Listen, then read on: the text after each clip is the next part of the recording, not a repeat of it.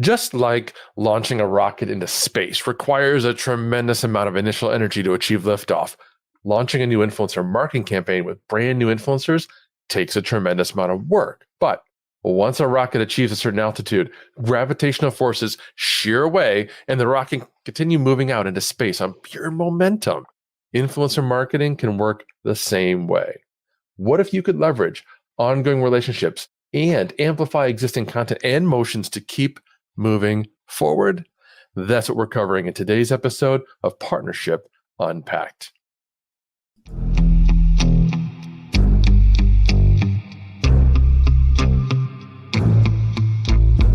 This is Partnership Unpacked, your go-to guide to growing your business through partnerships quickly.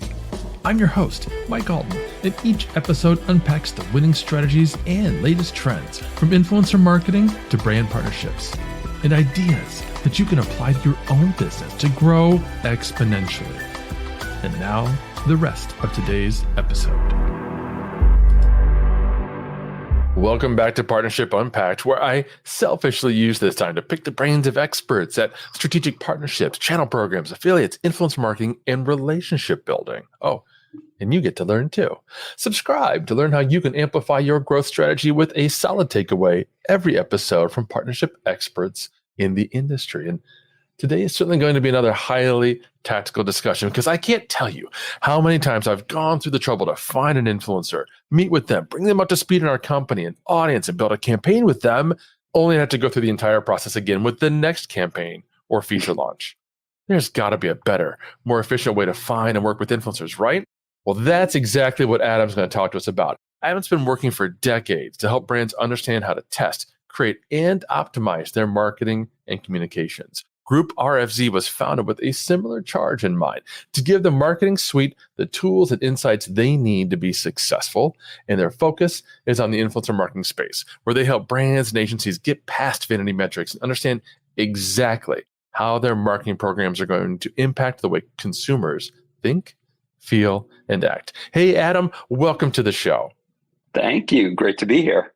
So cool to have you. And I want to start by kind of setting the stage for our audience. I would love for you to share how you got started in influencer marketing and the kind of work that you're doing now with Group RFZ.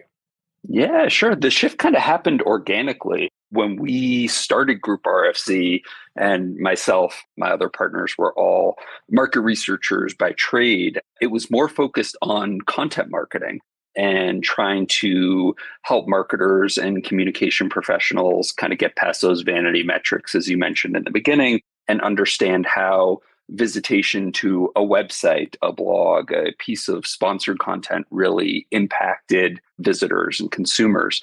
And then, let's say probably about 3 years ago at this point, we started getting more and more inquiries from our clients saying, hey, that content marketing thing, that's all great. And our website and our content hub blog, that's all great. We're having the exact same problems, really understanding the value and impact of influencer marketing. So we started kind of porting our methodology for understanding content over to influencer with a few tweaks, obviously. And it just kind of ran and ran from there. As you well know, the growth of influencer marketing is, as you put, it's kind of like a rocket ship, right? And with that comes the need for more and more measurement and insight so clients can understand exactly what their programs are doing and where to put their dollars. That's so awesome when a company, I think, finds that seam, as others have called it, right, where they've identified a hole, a need, a gap that they're able to fill, and you're able to experience that kind of exponential growth as a result. But I know when I'm talking to businesses and when I'm talking to clients, the number one challenge they keep telling me with influencer marketing is finding great influencers to work with. Can you talk about how to select the best influencers for your campaign and why it's important to build those long-standing influencer partnerships? Yeah, absolutely. So kind of a two-part question there. And you're right, Mike, that's the number one thing we hear from clients. How do I choose the best influencers? How do I choose the best influencers? And frankly, we're doing more measurement kind of on the back end of campaigns, but we've definitely noticed some things along the way and happy to share. So at the very basic level, you should be looking at an influencer's kind of follower makeup, their posts, right? Understanding their engagement rate, things like that. But I would say that just relying on those type of maybe quantitative numbers, right? So how many followers they have, what the demographics of those followers look like, their engagement rate, things like that. That's kind of table stakes. What I think companies really need to do if they want to be serious about kind of getting in bed, so to speak, with the right partners, obviously they have to understand, do they have the right audience, right? So if you are a product or you have a product as a brand that's really targeting a certain audience, obviously you want that audience to align with the influencer you pick, right? That's pretty simple. Looking at the type of content that they've posted in the past and really digging into it, I think is critically important. So are they posting content that is funny? Is it educational? Is it inspiring, right? Does it kind of match the aesthetics and the kind of feel and tone of your brand? So that's hugely important. Do you know if they like your brand? Have they posted about it before organically? Are they customers? If you can strike a partnership with someone that actually really likes your brand and what you do and what you stand for, that would be fantastic. I think the next thing is probably the toughest thing to ascertain, but it could very well be the most important. So, do they align with your brand and specifically its values? So, do they have maybe certain thoughts on the importance of sustainability that maybe doesn't match with yours? Do they think about hugely important topics like social justice differently? A lot of times you can get that insight from the posts themselves and from just different places, but sometimes you might need to interview these individuals as well. I think what we've learned in the past couple of years, probably longer, is that you can have a huge backlash if the influencers and the brands are out there doing things a bit differently, especially if that person becomes synonymous with your brand, a bigger spokesperson, etc. And I would say, lastly, what I kind of tell clients to look for is, are they hawking every single product under the sun, right? So not just kind of a product or a service that's competitive to yours, but are they really just out there taking every dollar possible and throwing everything out there? Because that's something I'd probably stay away from as well. So a couple things there. Yeah, that's so true. And I love your second point about alignment. One of the things that I talk about when I'm teaching influencer marketing is take a look at an influencer's posts, look at their comments, and think about how you might feel if that was your brand and your logo and your brand name making those statements. Would you feel comfortable? Would you feel confident? Or would you be running quickly to your social media manager and asking them, why on earth did they say that online? Because that's going to help us kind of go through that exercise, that thought exercise of whether or not they're aligned. And I love your idea of just asking them, having a conversation and asking them their thoughts and opinions on some of those topics that are of real importance to the brand and by extension, our audience. Yeah, no, absolutely. I think you really have to look at any influencer, whether they're micro, whether they're a celebrity influencer, you have to look at them through the lens of, this person is going to be our mouthpiece. They are going to be a spokesperson for the company. They are going to be tied to us, whether we like it or not, right? That's just the case these days. So it's not to say to not experiment and not try different influencers and stuff like that, but I do think you have to be pretty diligent about the upfront work that you do and really make sure that this person is as good a fit as possible for the brand. Right. Now, we've had tools on the show in the past, like Captivate and Affable, that kind of helps with some of the things that you've been talking about. How much does Group RFZ help with everything you just described? That's really not I would say our strong suit, is helping kind of at the front end choose influencers.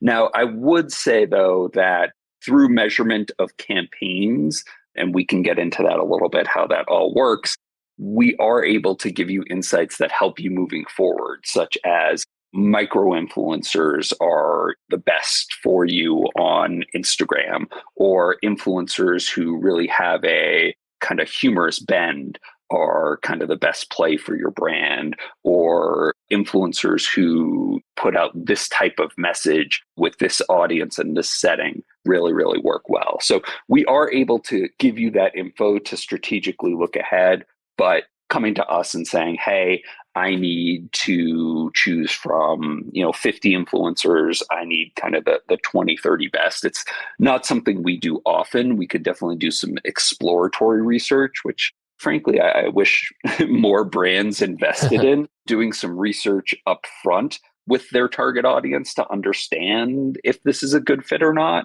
But it's not something we typically do every day. Got it. Got it. So let's talk about campaigns. Let's talk about Sure. how influencer marketing campaigns, they don't always have to start from zero. I know you can share with us some strategies that marketers can employ to amplify their influencer programs and kind of maybe even stretch their resources a bit. Yeah, no, absolutely. I think what we're seeing when I think of amplification, the organic campaign, if you will, happens, or you're paying influencers, what have you.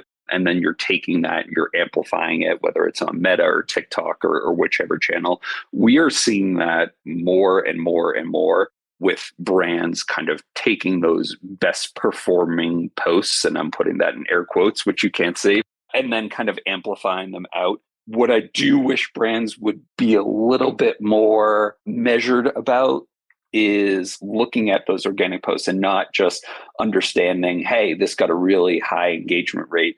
Let's boost this one, because engagement rate can mean a multitude of different things, right? But we are seeing a ton of amplification. We're also seeing brands really use that influencer creative in a multitude of ways. So that could be anything from kind of putting that imagery or that video right on their website, including it in different marketing materials. I mean, some of these influencers, as you know, and creators, as they're often called, they put out really, really great stuff, right?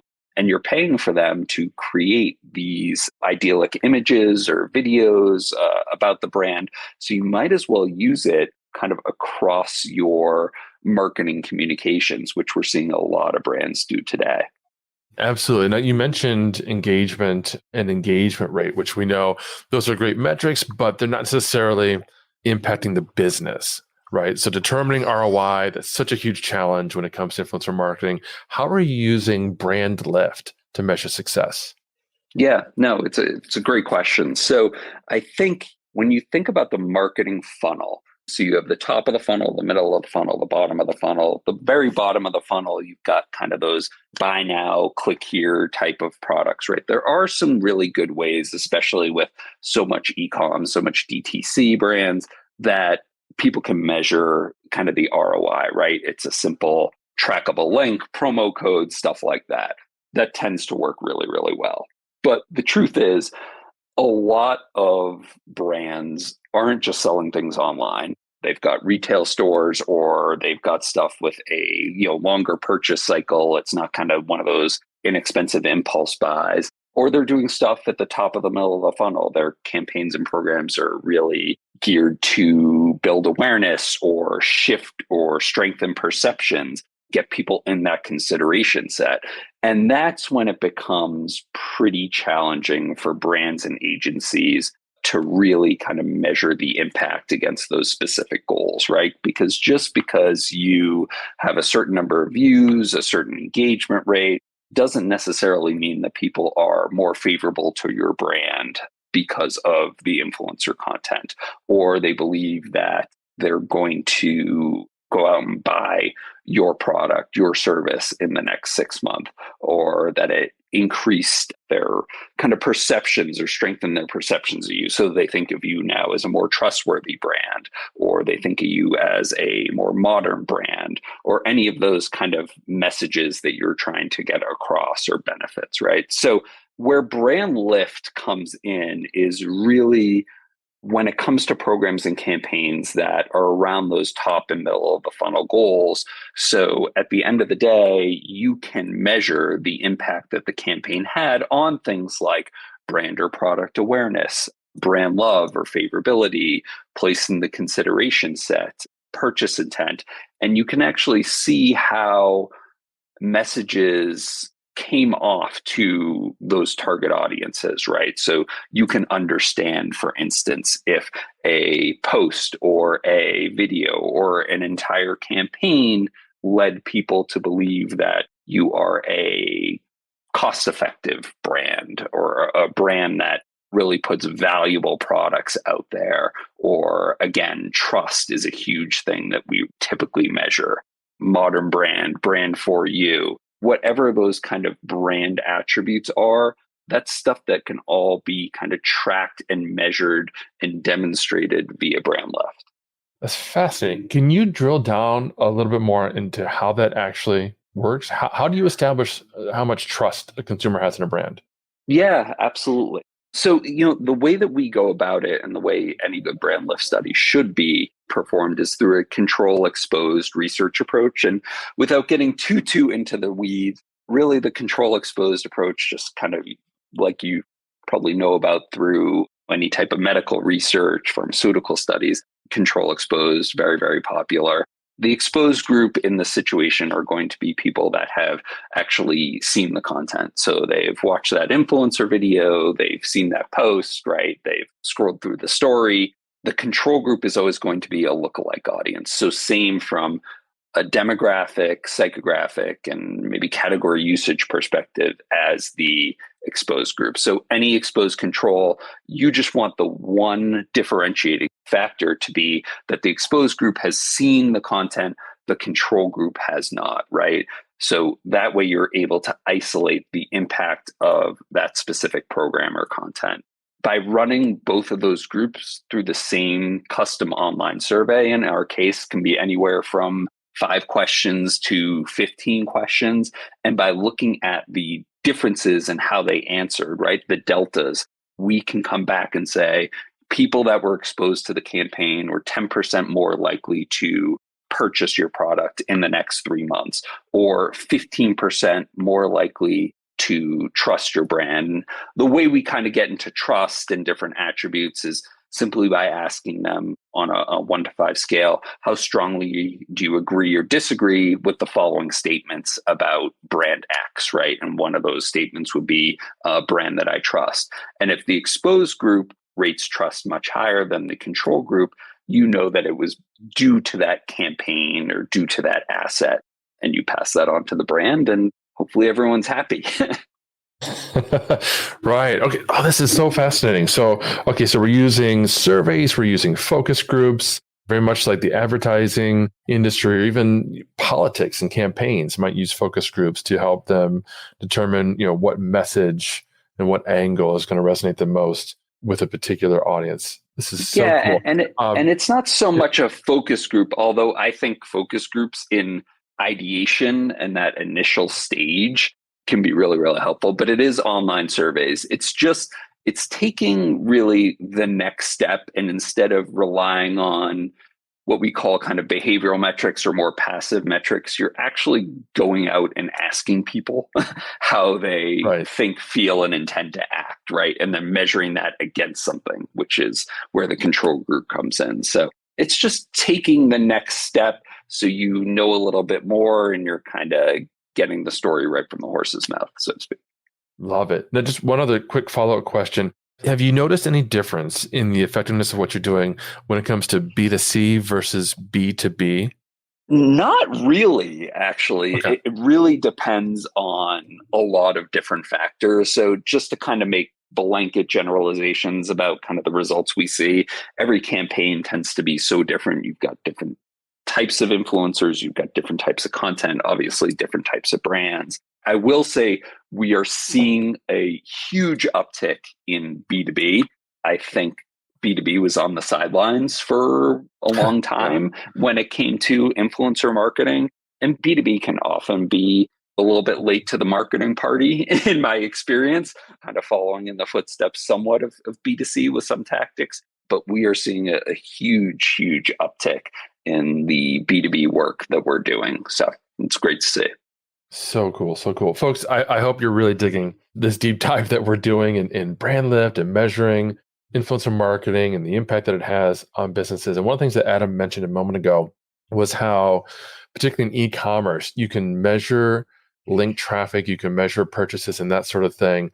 But I want to make sure that if you're doing that kind of link sharing on social media, you're measuring it correctly. So I've got a message for you from Daryl Prale, our CMO at Agorapulse. It's the Arc de Triomphe. Can you imagine if you're in charge, if you're the CMO of marketing Paris? What are your main channels? Wow, there's the Arc de Triomphe. There's the Eiffel Tower. There's the Louvre. Those are your channels you're going to use to drive tourism dollars in. Okay, now, but you're not the CMO of Paris. In fact, you're the CMO of your company, product, service. So what are your main channels? So I'm going to guess there are things like pay-per-click, maybe trade shows, events, maybe content. Those are all pretty predictable, right? Let me ask you this question. Are you treating social media as a main channel? By the way, only 1.8% of you today measure social media and can prove an ROI in that investment. HubSpot and Gartner say social media is the #1 channel to invest in this year. Are you doing it? If not, I can tell you why. You're not doing it because you don't have the tools, you don't have the mentality, and that's okay. We've got you covered. You change the mentality, we'll give you the tool. GorePulse tracks all the ROI for you. One place to manage all your social media activity, your #1 channel, change your success. Treat social media as a channel, one CMO to another. My name is Daryl. I'm with the GorePulse. I'll talk to you soon.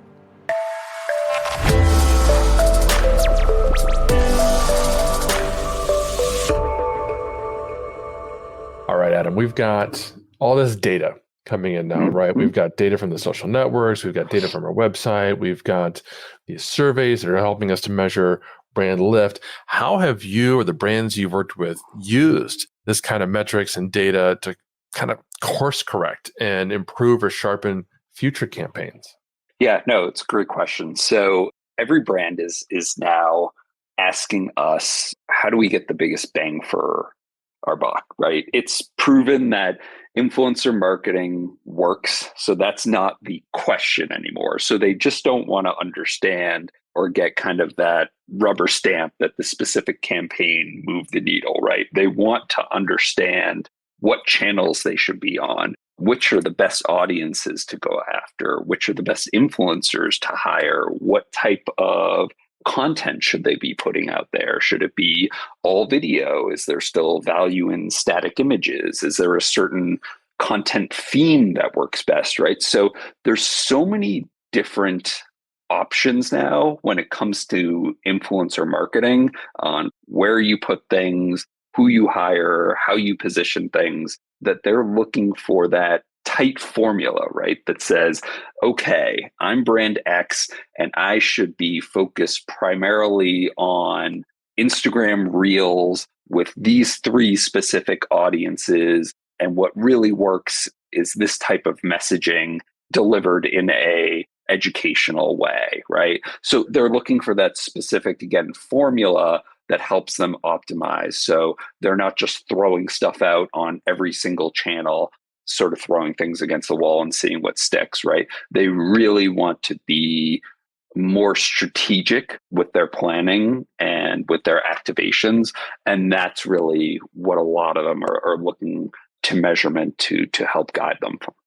Okay, makes perfect sense. So now if I'm working with a set of influencers as a brand, I know the things that I want to measure. Should I be working with them to come up with a shared set of KPIs? I think it's more about aligning on what the main goals of the campaign are and what the main messages are that those influencers are going to be focused on. I never want to let the research kind of drive the bus and, I guess, supersede the bigger marketing objective or goal, right? As long as the influencers and the brand kind of agree on, here's what we want to do with this campaign, then the researcher and they've got those messages in hand, then we can kind of swoop in and figure out the right questions to ask from a research perspective and everything like that. But I guess that kind of agreement, not necessarily on you're going to be measured strictly on X, Y, and Z, but making sure you obviously align with the influencers if you're the brand on those specific goals and objectives is really important. Makes complete sense. You got to have that alignment on goals and objectives. What about some of the things that you've seen that haven't gone so well? I know you've worked with lots of influencers and lots of businesses that are working with influencers. I'm sure you've seen some campaign gaffes, shall we say, in influencer marketing. Yeah, it's not all kind of sunshine and rainbows, right? I mean, influencer marketing definitely works, but it doesn't just work automatically. So, a couple of the big things that we see that really kind of get a campaign going off the rails a bit when we measure it. Number one is just not being upfront in the fact that this is for brand X, right? So, you're not showcasing the brand enough. You're not mentioning the brand enough. I know a lot of influencers and creators, they don't want to be hugely overt that this is an ad or that this is sponsored, but at the end of the day, it is. And if you want consumers to tie your creative and the brand you're representing together, that brand has to be front and center to some extent in that creative. So we've done a lot of work where research response will be like, oh yeah, that post, that video was so cool. And then we ask who it was for, and they have no idea. So that's kind of a big red flag and something to look for. Again, you don't want to be crazy over. You still want to have some creativity and show the brand in kind of a unique and fun way, maybe, but not showing the brand and not mentioning them, probably a bad idea. I think one thing that we've seen a couple of times, and when we see it, it makes the headlines. So I'm thinking about brands trying to put lipstick on a pig, right? They're trying to cover up some significant brand and company problems through influencer marketing. And that's never really a good idea. I think a really good example is what we just saw with Shein, where they kind of flew influencers over to the manufacturing facility and that they got in some pretty deep water there for trying to use influencers to maybe cover up or smooth over what's really going on over there. So Right. you've always got to be kind of careful of that. I think the other thing that we see quite often, and it's funny because people do this when it comes to research as well, is kind of this overstuffing. And that might be overstuffing of a creative brief. So you're asking someone to make, let's say, 1 minute long TikTok, yet you want them to hit on 15 different messages. That's not going to Yeah. work out so well, kind of that stuffing in. And it's funny, we see this in research too. You know, you've got one survey to work with, let's say, and the client will want to throw 30 questions into one survey, not thinking about the respondent experience and stuff like that. Yeah, we find that when you focus or have lack of focus on the two or three main points, you know, when you start to talk about everything under the sun, it can all get lost and nothing will really hit home. Less is more. Absolutely Yeah. right. And I loved your point about brands trying to get, or the influencers trying to get too creative with the posts, and they obscure the brand or the relationship that's involved. It made me think of some of these Super Bowl commercials that brands are spending, tens of millions of dollars to create. And it's a beautiful story of a family in the woods, and you're enthralled. But at the end, you're like, wait, this was a commercial for toilet paper? I don't Right, right. understand the connection. And so it's not memorable.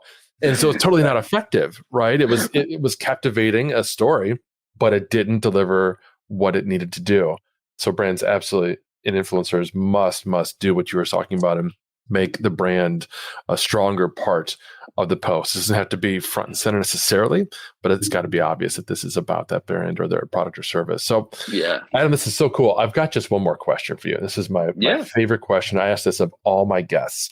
How important have relationships been to your career? They're everything. That's not really overstating it, truth be told. And it's relationships across the board, and they run the spectrum. So I remember, I started off in PR, and I still remember my first kind of mentor, Bruce Bobbins, back in New York City, and how important that relationship was, and how he kind of took me under his wing. And then the relationships with my coworkers. One of my partners that I work with today, we started out together at another research agency back here in Denver. And that relationship between us and that trust kind of grew. And we went off and kind of started this thing with our other partner, Jonathan. And that goes all the way to kind of client relationships too, and how important those are. You develop kind of deep relationships, and especially with kind of people going out and changing jobs every couple of years or whatever it is. It's not like it was back in the day where people stayed at a job for 10 years. People are kind of jumping around quite a bit lately for one reason or another. Sometimes it's their choice. Unfortunately, sometimes it's not. But, you have those relationships, and it's funny. You get to see certain clients who have now worked with you at 5 different agencies or across 3 different brands. So I think those relationships, whether it's with coworkers, mentor, with mentee clients, they're kind of front and center to everything that you do in your career, or at least for me, they have been. Yeah, see, this is exactly why I asked this question. I loved your answer. First of all, everybody pretty much starts off with the same response. Relationships are everything. They are, and they're 100% correct. But I don't ask for examples, but everybody goes into, they're like, their minds are triggered to think about, what were some of the relationships that drove me? Like you mentioned Bruce in New York, and you mentioned these coworkers, then you went on to clients. And I love that because it underlines and stresses the truth of this entire show, which is that the relationships are the most important thing that we have going for us. The relationships with our colleagues, our partners, and our clients, and then by extension, our influencers. So thank you for sharing that. Yeah, absolutely. Yeah, and this has been such a fun interview. I appreciate it. Let folks know where they can find you, where they can learn more about you and Group RFC. Yeah, I think the easiest is just to go to grouprfc.com, where we're obviously there. We're on LinkedIn. Again, we're pretty specialized in what we do. We really have a focus, and it is on brand lift across digital marketing, but obviously influencer marketing is a huge part of that. So we kind of eat, breathe, sleep brand lift, for better or for worse. So happy to help you out and kind of advise on anything measurement, right? We know that brand lift isn't the one-stop shop or the cure-all for everything measurement. So if it's not the right fit for what you're doing or your brand or your objectives, happy to recommend other approaches too, because at the end of the day, we want to see you get that ROI and get that impact dialed in so you feel good about what you're doing and confident in what you're doing as a marketer. Fantastic. Friends, that's all we've got for today. But don't forget to find the Partnership Unpacked podcast on Apple and drop us a review. We'd love to know what you think. Until next time.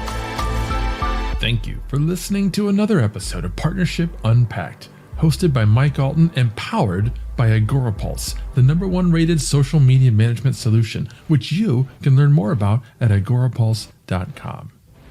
If you enjoyed this episode, please subscribe on your favorite podcast player. Be sure to leave us a review. Your feedback is important to us. And if you want to be part of our audience during live broadcasts, take a look at our calendar at agorapulse.com/calendar. Until next time.